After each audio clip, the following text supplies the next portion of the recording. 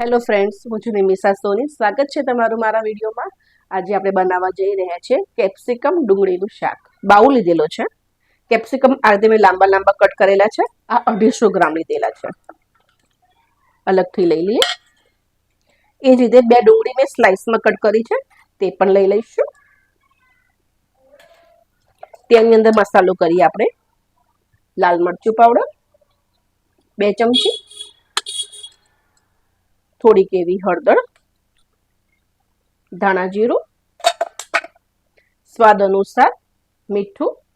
મીઠું અત્યારે હું મીડિયમ એડ કરું છું, પછી આપણે ટેસ્ટ અનુસાર લઈ લઈશું.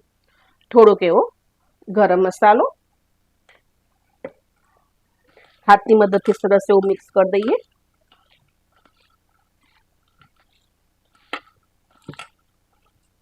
સરસ એવું મિક્સ થઈ ગયું છે અને આપણે સાઈડમાં મૂકી દઈશું. અત્યારે ખલ લીધેલો છે, થોડાક સિંગદાણા લીધા છે શેકીને. ફોતરા નહીં નીકાળો તો પણ ચાલશે. તેને અધકચરા આપણે ક્રશ કરી નાખીએ. સિંગદાણા ના લેવા હોય તો થોડું બેસન અથવા તો થોડા ગાંઠિયા ઘરમાં પડ્યા હોય તો પણ તમે લઈ શકો છો.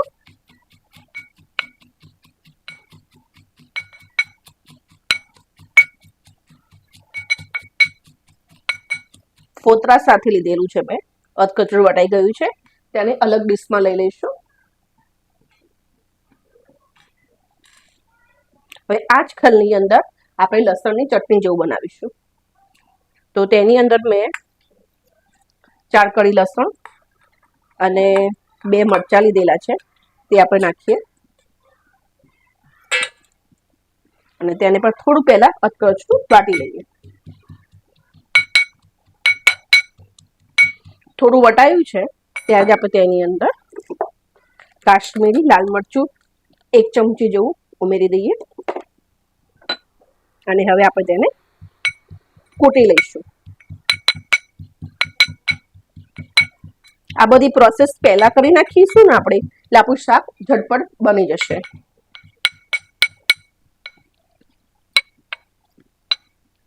હવે એક બાઉલમાં આપણે દહીં લઈ લઈશું. દહીં ખાટું ના હોય એનું ધ્યાન રાખજો ફ્રેન્ડ્સ. સરસ તેને આપણે એક રસ કરી દઈએ, જેથી આપણે દહીંની અંદર કોઈ પણ પ્રકારના લમ્સ પણ ના પડે અને એકદમ સ્મૂથ થઈ જાય. દહીંની અંદર પાણી બિલકુલ નથી નાખવાનું. આ રીતનું એકદમ ક્રીમી ટેક્સચર લાવી દેજો ફ્રેન્ડ્સ. દહીંને ફેટતી વખતે જ મેં વઘાર કરવા માટે તેલ ગરમ કરવા મૂકી દીધું છે. હવે આપણે વઘાર કરીએ. વઘાર માટે મેં તેલ મૂક્યું હતું. હવે આપણે રાઈ એડ કરીએ. રાઈ ફૂટે જ છે. જીરું એડ કરીએ. થોડીક એવી હિંગ એડ કરીશું. જે કેપ્સિકમનો મસાલો રેડી કર્યો આપણે એડ કરી દઈએ.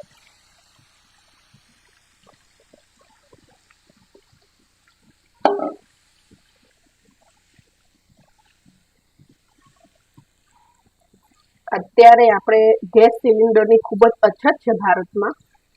તો આ વસ્તુ એટલે કે આ વાનગી આપણે તમે બનાવશો તો ઝડપટ બની જશે. અને આ પહેલાંથી આવી પ્રોસેસ કરી નાખશો ને, દહીં ફેટવું, સિંગદાણા વાટવા, લસણ મરચાં વાટવા, તો ઝડપી શાક બની જશે.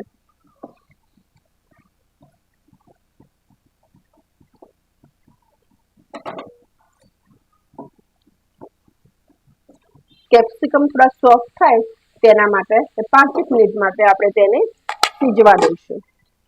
એક વખત જોઈ લઈએ. થોડુંક એવું પાણી આપણે વળ્યું છે ત્યારે જ આપણે તેની અંદર લસણ મરચાં જે આપણે ફૂટ્યા હતા અધકચરા એડ કરી દઈશું. જો વઘારમાં નાખશો તો લાલ મરચું એકદમ સંતળાઈ જશે અને તેનો ટેસ્ટ અને કલર એકદમ પકડશે નહીં.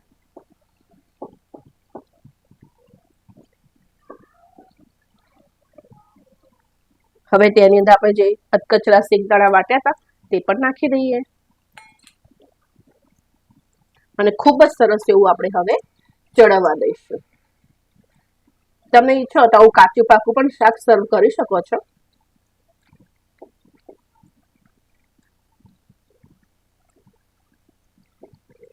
લસણ મરચાં સિંગદાણા આપણે અત્યારે નાખ્યા છે તે માટે ફરીથી આપણે તેને 5 થી 7 મિનિટ સિજવા દઈએ. કેપ્સિકમનું સરસ એવું પાણી છૂટું પડી ગયું છે અને તેલ પણ સરસ છૂટું પડી ગયું છે. ત્યારે જ આપણે તેની અંદર જે દહીં ફેટીને રાખ્યું હતું તે એડ કરી દઈએ.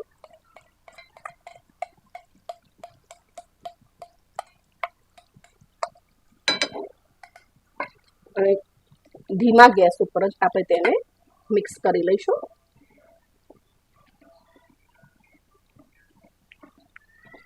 દહીં સાથે સરસ એવું મિક્સ થઈ જાય ત્યાં સુધી જ આપણે ગેસ ચાલુ રાખવાનો છે. બાકી આમ તો આપણું શાક થઈ જ ગયું છે સરસ. તમે આને રોટલી, ભાખરી કે પૂરી સાથે ખાશો તો ખૂબ જ ટેસ્ટી બનશે. આવી અવનવી રોજની રેસીપી જોવા માટે મારી ચેનલને લાઈક, શેર, સબસ્ક્રાઈબ ચોક્કસ કરજો ફ્રેન્ડ્સ. સરસ એવું તેલ છૂટું પડી ગયું છે.